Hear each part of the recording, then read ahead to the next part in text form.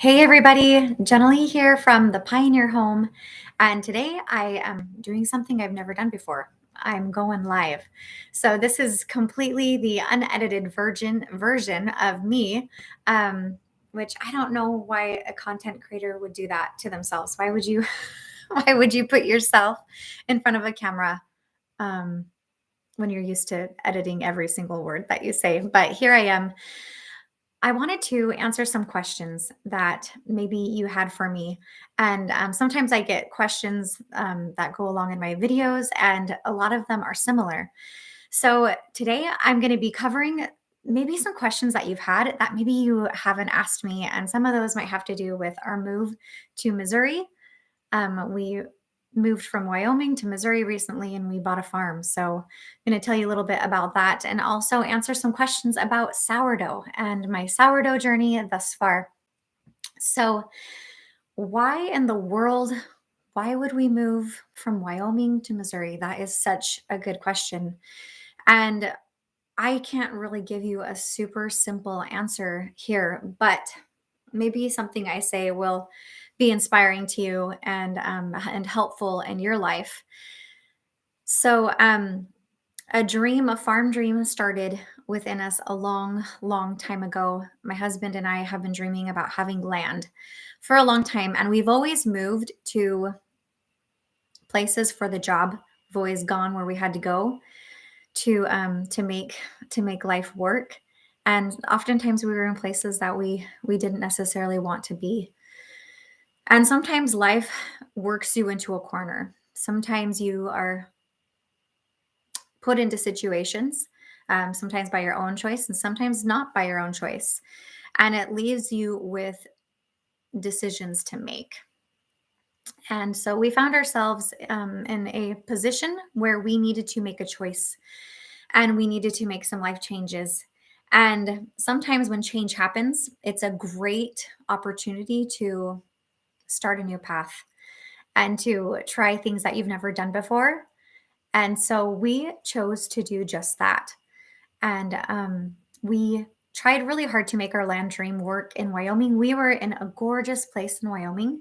We were in the Star Valley area. It's up by Jackson Hole, and that would be a beautiful place to buy land. The only problem was that all the prices in the housing market went crazy. And so we just could not really afford what we wanted there. And something inside of me was saying that we needed to buy land. This was the time to do the land dream. And so we picked a few places around the Midwest that looked affordable. We picked places actually all over the country that looked affordable. And we put an offer on a 26-acre farm in Missouri with a cute farmhouse on it. And it was something that I could have only made up in my dreams. So we decided to put an offer on it and it just worked out. And so we made the leap. And it really has been the biggest leap of faith. So if you've ever taken a huge leap of faith, I want you to put it down in the comments or type something up here. Let me know you're here.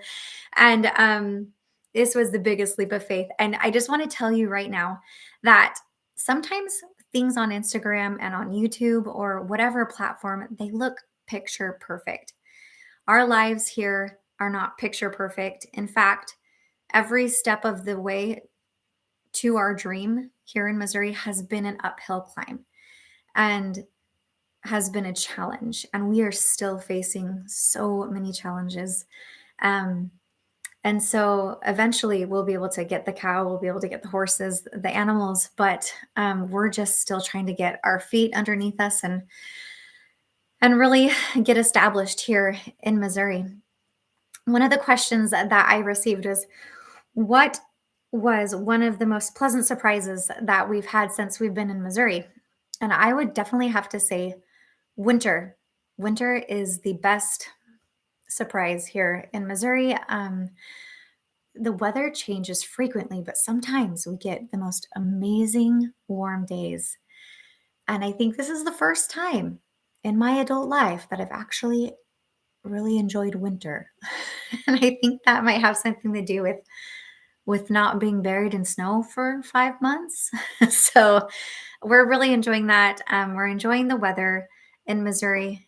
Even my husband likes the sultry humidity heat in the summer. I That's not my favorite time, but I am enjoying the weather and the people are amazing out here. They're the most friendly, kind, and inviting people out here, and we have just been welcomed with open arms, and it's been fantastic. So, someone asked what kind of dogs we have. We have border collie poodles. I don't know if that's going to be a good farm dog or not.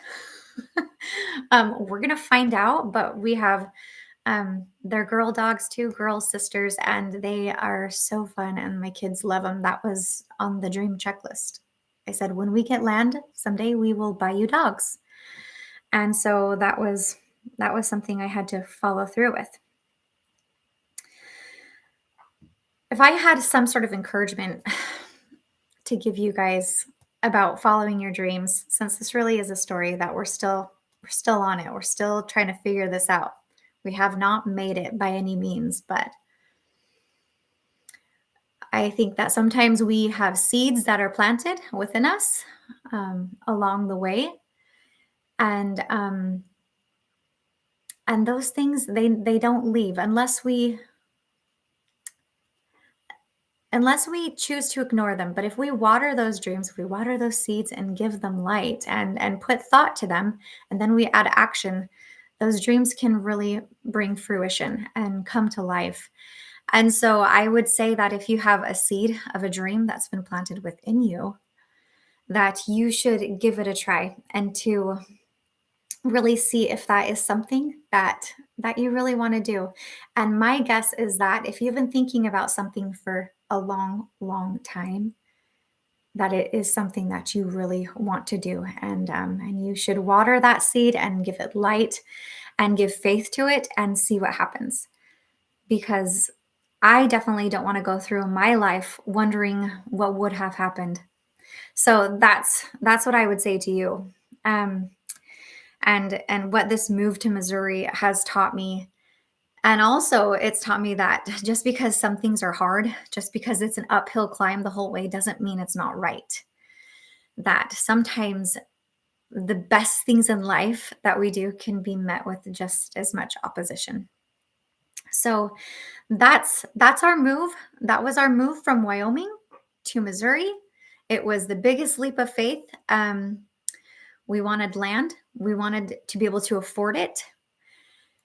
And we wanted green land. I didn't want just sagebrush land. I wanted to be able to grow lots of my own food and to have lots of gardens. So there's lots of things that we want to do here, and that's part of the reason why I have this channel, and that's why I love sharing things with you, because I have so much that I want to say, and I have so much that I want to do still and show you guys, and I want to share all of that with you here and all the things that we do on the farm.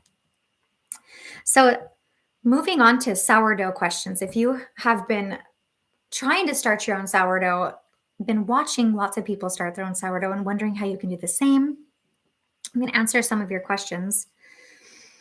Some of my questions, one second. This talking live is hard work. I think I have my water here. Some of my questions had to do with starting my sourdough in Wyoming. Where we were living in Wyoming, we were at a very high elevation. And if you know anything about sourdough or baking at all, it is affected by your elevation and your humidity and the climate and your home and all those things, and the live yeasts that are in your home and in your flour, and all these things play into it. But when I started my sourdough in Wyoming, I made my sourdough from scratch. And if that is something that you would like to know how to do, make sure that you put down in the comments below. I want you to type sourdough starter, please, because I've had some other comments on this, and I would love to make a full-length video on how to start your own sourdough starter. So if that's something you're interested in, let me know. And I started my own sourdough starter. And I started it in the dead of winter. It took me at least 14 days to get it to the point where I could actually bake something. And I don't even know if you could really call it a bake because the first loaves of bread that I made were as hard as a rock. They were not like the pictures on Instagram. They were horrible. They definitely had the sourdough taste, but they were lacking much. And but they were my first sourdough loaves. And so that's just how it starts, right?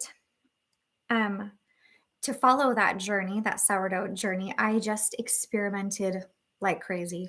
I tried all sorts of things, tried all sorts of recipes I found online, and I just kept feeding that sourdough starter. And I didn't ignore it. I didn't just put it in the fridge and get upset and frustrated. And I just kept working at it and kept feeding it and kept baking. And some of the recipes that worked best for me were actually recipes that had more ingredients.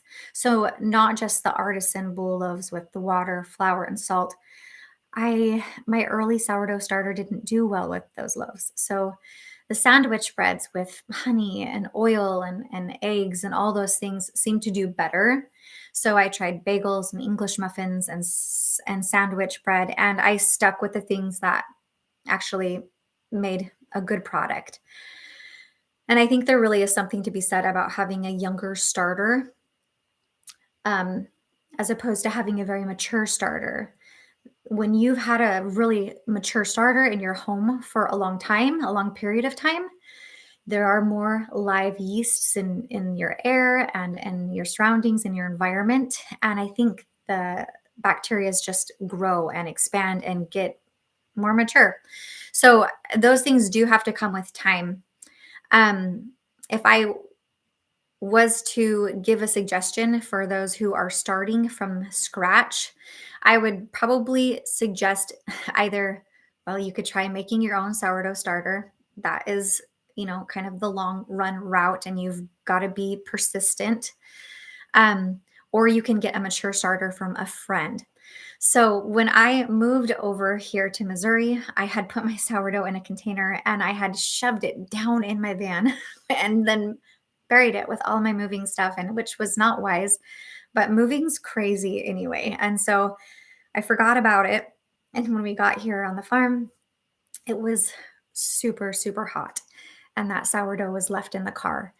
And I ended up tossing that sourdough. Now looking back, I wish I had not. Now I know that sourdough is actually pretty durable, and I should have held on to it and tried to restart it. So if you think you have a sourdough starter that is dead, it might not be. You should try feeding it first and reviving it before you just toss it. Never toss the sourdough unless it has mold and different colors growing on it.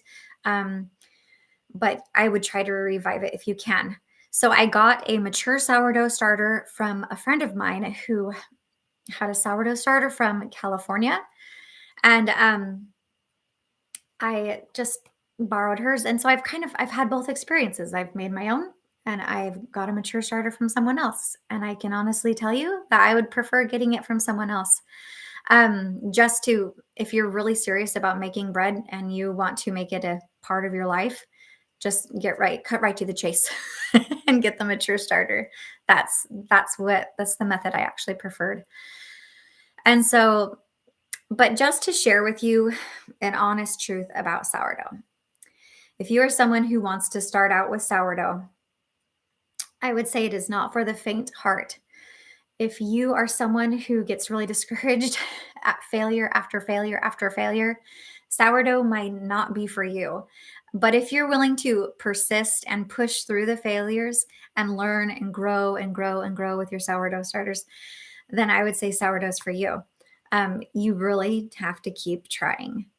And second of all, sourdough is more a way of life, and it really does need to become part of your daily, weekly routine. Um, I do put my sourdough in the fridge away for a week, 2 weeks at the most when I'm out of town. But I've made sourdough a part of my weekly routine. So I make 4 loaves of sourdough bread for the week, and I make pancakes and all sorts of things. And I think that's the best way to do it, is to just keep attending to it and constantly learning with it. And that's how you conquer sourdough. I'm still learning. So some other questions I had about my sourdough are how to store your sourdough. And so I'm still experimenting with what I like or how I like to store my sourdough, but I think it really differs on what type of bakes you make. So, if I'm making a crusty artisan boule loaf where the outside is crispy and it cracks and it crunches, um, I put those in a cotton cloth bag. And I actually made a tutorial for those. I will link that below. You can find how to make those. Um, but it only lasts in those bags for a couple of days. And those bags keep the crust nice and crunchy and crisp. As opposed to a sandwich bread loaf that has oil and honey and it's soft and it's moist and you want to keep it that way. So I've just been storing those in my plastic bags, and I usually bulk, I bake bulk bread all at once, and I store most of it in the freezer and pull it out when I use it. But for those moist bakes, I've just been doing plastic bags, but I am experimenting with some beeswax bags, and I hope to come out with my results and a tutorial for you soon on how I'm making those and seeing how those work. My goal is really to get rid of the plastic bags completely. I really want to be completely self-reliant here without having to buy something from the grocery store for my sourdough. So, but if you have more questions about how to store your sourdough loaves or more sourdough questions, make sure to put down in the comments below so I can know what you guys need and I can make full length videos on those as well. I love sourdough. And like I said, it's become a way of life, and now I can't imagine going back. There was a period of time when I didn't have sourdough starter, and I did see my life without sourdough again. And you know what? I hated it. I hated buying bread from the store, and I would make yeasted breads, but it just had something lacking. It just wasn't sourdough, and I didn't have that moisture and that flavor that we were used to. So I hope this answered some of your questions. This was really fun to hop on here and to hopefully see your smiling faces. Next time I do a live, I will announce it. This was my first time. This was honestly super scary for me to do. But what doesn't kill you makes you stronger, right? And I think we should all do things that make us a little bit scared. It's good for us. Some things that I'm really looking forward to sharing with you guys are a follow-up video about our black walnut harvest. And I have this great nutcracker that my neighbor shared with me, and I'm just working on getting an affiliate discount for you guys. I'm waiting in the wings for that to see if that will come. But I'm going to show you guys how I'm cracking those black walnuts. They are super difficult to crack. I did not know that. And showing you some yummy recipes that I made with them.